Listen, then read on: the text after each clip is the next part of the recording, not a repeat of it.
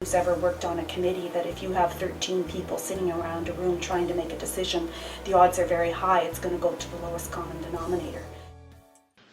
Yesterday, under questioning, the Minister of Finance said, and I quote, "The Commission is confident that the workings of the Commission are in order." Well, what else are they going to say? I'd like to demonstrate how 13 Canadian Securities Commissions actually help those who plunder your pensions, rob your RSPs, and erase half of your retirement investments with the tricks of the trade. I'm going to show you one or two of the greatest tricks ever played upon investors. If you do not believe this is possible in a great country like Canada, please stop watching this video now and go look at your investment returns for the last number of years. Let's begin our journey with this 2011 annual report from the Alberta Securities Commission, which you can find for yourself on the web. We start on page 1. Let's look at what they say. They say that the ASC is the regulatory authority in Alberta responsible for protecting investors, ensuring those who operate in this market comply with Alberta security laws. And then we skip ahead a few pages and they say this: it seems to contradict their top mandate.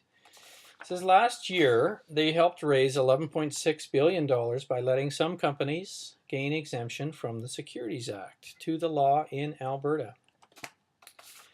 So they offer permission slips to financial companies, enabling them to skirt the protective securities laws. And these are the laws that protect your money from tricksters and con men. To clearly see the contradiction, the serving of two masters, go back to page 1, where they ensure that everyone complies with Alberta securities laws, except for certain people or companies. Now, why would the Alberta Securities Commission tell us two completely contrary statements? To find out, we have to keep following the money and see if we can find out where it goes. What if you could buy a permission slip to violate the law, to help yourself make more money? How much money could you make if you could get a free pass to rob banks with impunity? Banks can gain exemption to skirt the law to rob customers. Securities commissions have granted permission to skirt the law in Canada more than 5,000 times. Some harmless, some combined to cost us about $1 billion each week, without full explanation to the public on a single one, to my knowledge. They're almost done like secret backroom deals in far too many cases. Yet they have a tremendous effect on your money, your investment returns, on money your government holds for the public or potentially loses for the public, loses to the sharpest operators in the world, like this man. With the help provided to these sharp operators, the average Canadian could easily retire with about half as much money as they rightfully should have, and the other half will be in the hands of some trustworthy investment firm who received permission to violate the law. I call it getting richer by cheating. You can call it criminal if you like, and you would not be exaggerating. This man was the chairman of Lehman Brothers, a U.S. investment bank. He blew up and bankrupted a 100-year-old investment bank just so he could earn his $18 million bonus one year.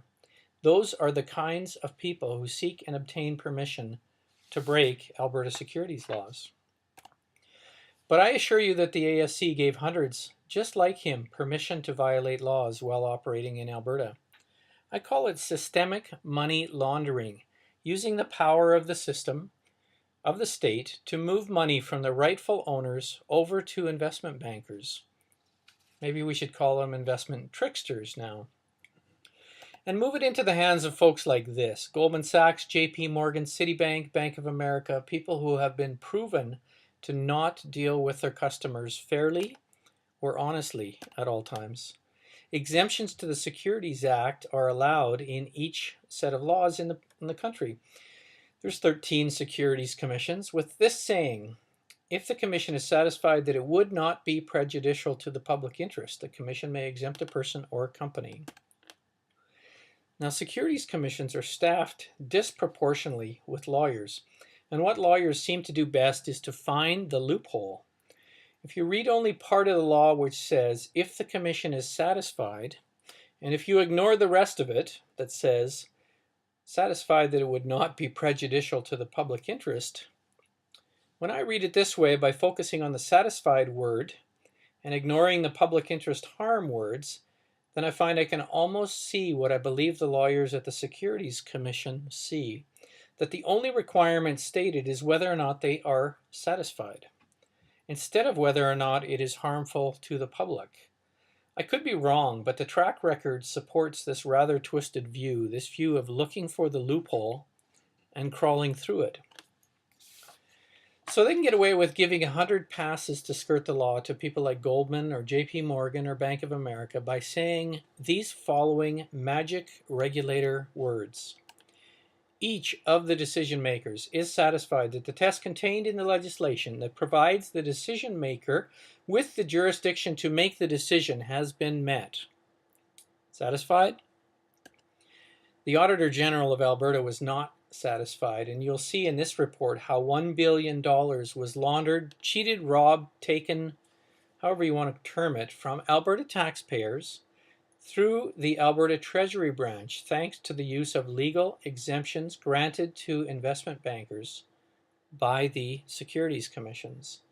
Funny thing is that the Alberta Finance Department oversees the Securities Commissions that helped launder the money and the Alberta Treasury Branch that lost the money. Same department, both sides. For a salary of up to $700,000, do these 167 exemptions to Bank of America, do they meet the test? Well, yes, they certainly meet the test of whether or not the commission is satisfied. Fees paid by banks like this are how the commission gets its pay. It just does not necessarily meet the test of harmful to the public or not. Can you see the slight difference? Written inquiry to various securities commissions have provided no answer as to a professional process of any kind to demonstrate what tests they actually apply, what process they follow, and what discipline they use to protect and prevent harm to the public. In fact, the Alberta Securities Commission is becoming quite legendary for its lack of due diligence and transparency. It seems to have become the perfect system to launder money from members of the public into the hands of the most aggressive pursuers of money on the planet, helped by lawyers at the Commission who can't seem to remember whether they're supposed to approve legal tricks that have potential to harm the public, whether they should demonstrate a professional level of due diligence, or is it just enough to say they're satisfied? I apologize for the images from the USA on this slide, but if our regulators live in a winner-steal-all world, seriously, how far away are these images from coming to Canada? Let's look at how easy it was to shave $2 billion from the inside of the Public Service Pension Plan of Canada into the hands of financial players who no longer have to follow the laws. The Public Service Pension Plan of Canada invests the pension money for judges and retired RCMP, among others. The irony is that judges now have granted immunity from civil suit to the very people who laundered the $2 billion from their own pension plan. They'll never even know that they've been robbed. It has been done to them so cleverly, so systemically. Zoom out to the bigger picture, and the RCMP says that $35 billion was the amount taken in Canada, the largest crime in our nation's history, with toxic subprime mortgage investments. And the only thing preventing these investments from being sold in Canada at all was our laws. Who needs guns when some robbers have the essential help of 13 securities commissions giving away permission to skirt the laws? When an Ontario Legislative Committee was established to look into it, they found these results.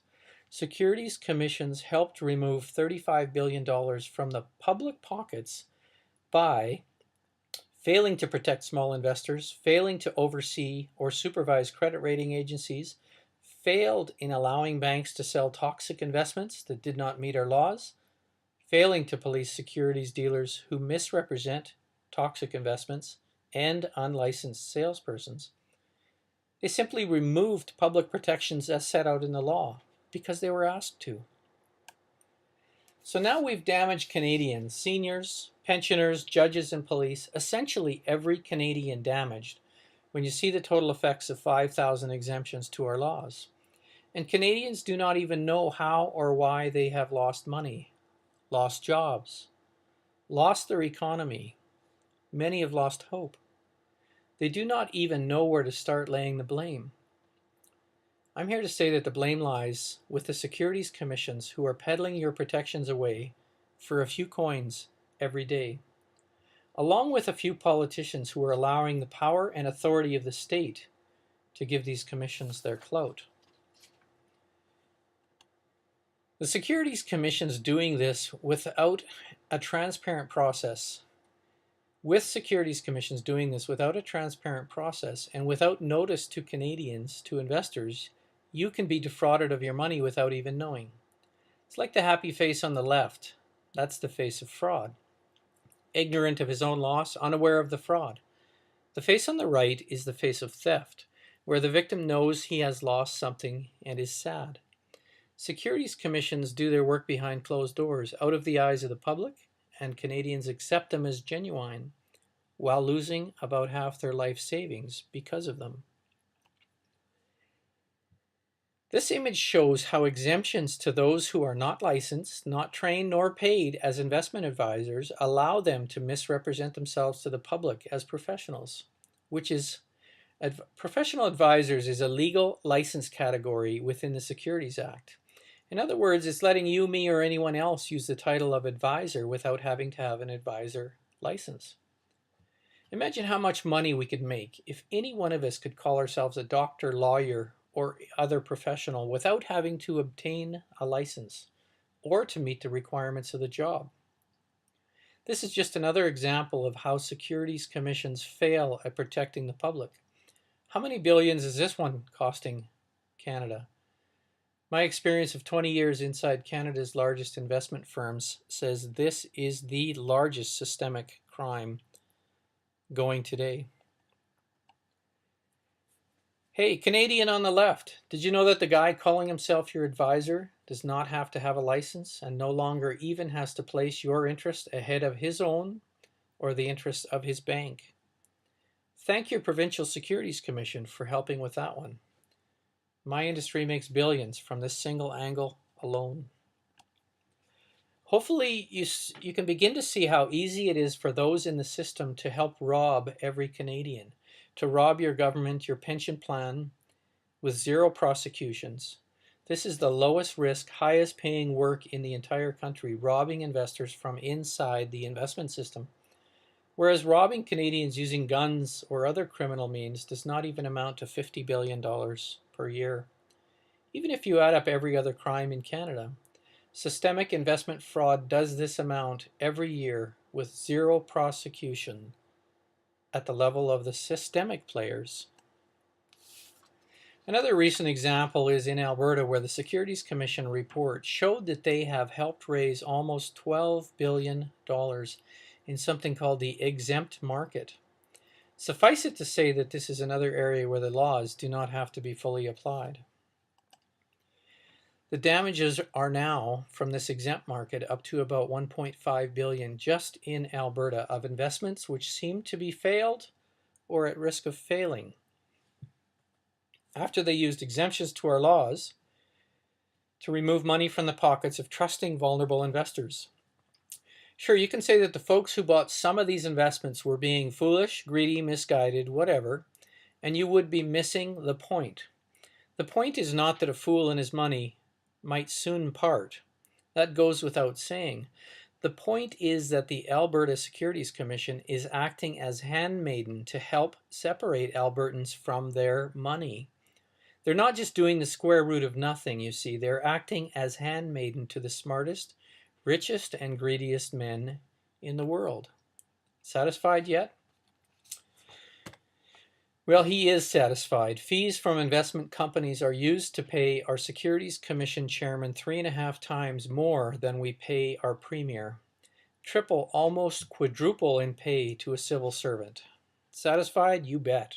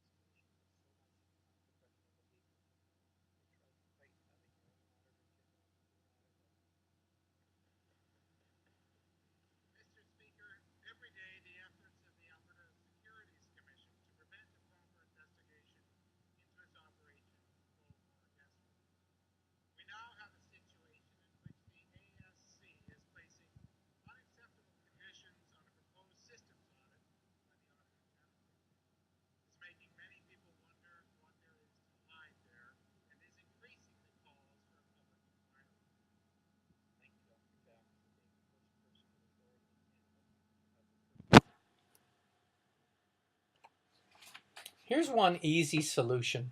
The province that wishes to win the race of public protection from money launderers will establish a government-paid, non-industry sponsored investor advocate agency, a protection agency, if you will. This is possibly what the federal Conservatives are attempting to create, but I suspect it will contain no such independence from the industry. There is simply too much money for the industry involved in playing this game. The agency to protect investors should function for investors' interests only, acting for investors, not promising to serve two masters like each Securities Commission now does. There is no such protection in all of Canada at the moment. Investment bankers will fight any independent agency tooth and nail, and so will 13 securities commissions. The cost to bankers is in the hundreds of billions of dollars if they can't continue to skirt these laws and police themselves. The cost to 13 securities commissions is in the tens of billions of dollars just in legal fees to the lawyers that circulate around these securities commissions. I trust that anybody who watches this will send me an email and correct anything found to be not factual. Those who find reason to disagree, I ask that you make attempt to correct anything in this presentation. I can then amend it so that it remains accurate and in the best service of the public interest. This is about the end of my major arguments here. I'll add a couple of additional example slides in a minute for those who are not quite convinced that the game is rigged. It's rigged against the public, and it is rigged with securities regulators helping. I think the track record is that securities commissions in Canada not only do not protect investors from unfair, improper, or fraudulent practices, as this Securities Commission is required to by its mandate, but it seems that they actually help persons practice unfair, improper, or fraudulent practices against the Canadian public. Litigators, please pay attention. Here's a company that learned that it could earn up to 16 times more money by selling the house brand fund than selling independent funds. And there were some laws against commission rebating which prevented them from switching all of their clients over to the house brand. So what did they do? They applied for exemption to those laws, and they got busy switching their clients to the more expensive, more profitable program for them.